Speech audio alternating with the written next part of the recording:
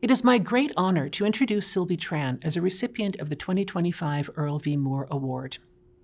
I have had the good fortune to serve as Sylvie's advisor on her dissertation, The American West in Musical Imagination from 1920 to 2017.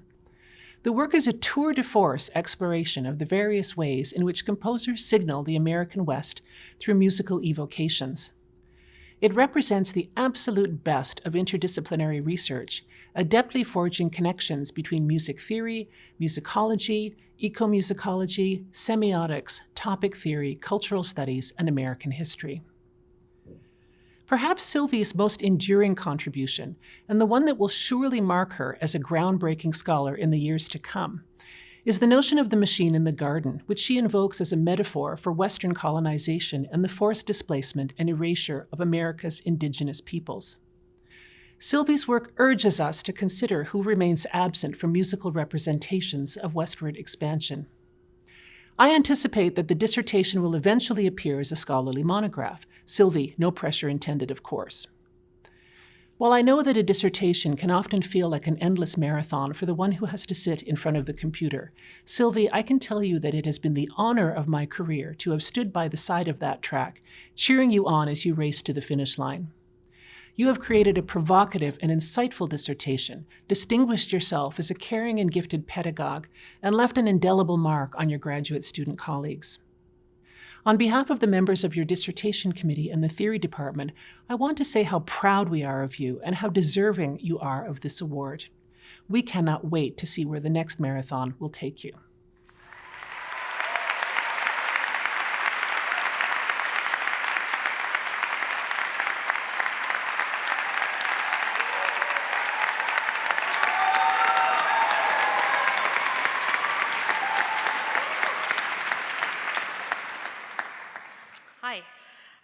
Most people who know me know that I don't have a commencement speaker personality, but I will do my best.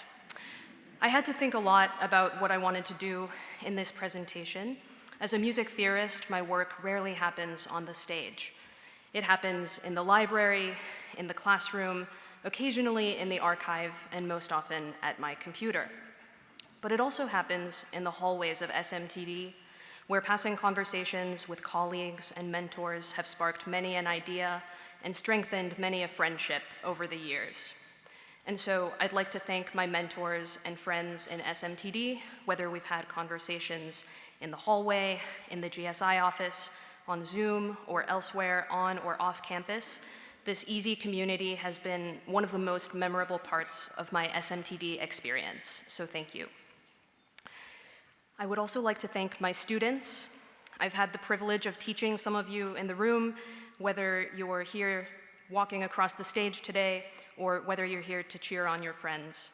Some of the big pedagogical questions that music theorists have been discussing over the last few years have been about curricular design, about assessment strategies, about the repertoire that we bring into the classroom, and more.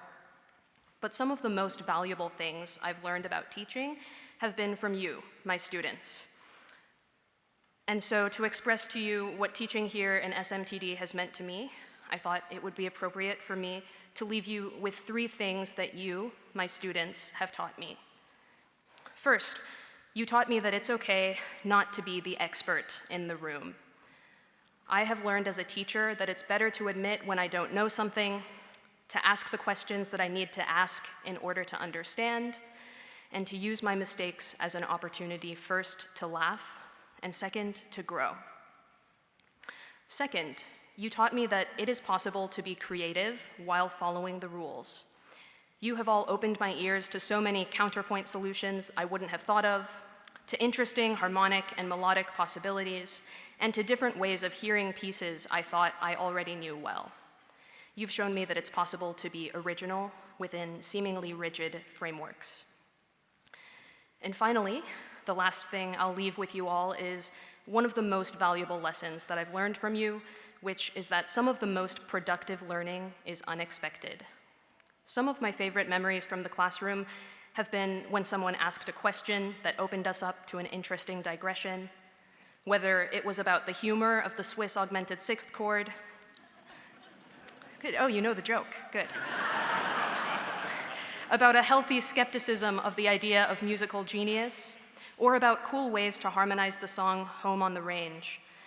These digressions have been some of my most memorable teaching experiences and some of the most productive uses of our class time. So I hope to remind myself often to be awake to the unexpected and to think of you while I do it. Thank you.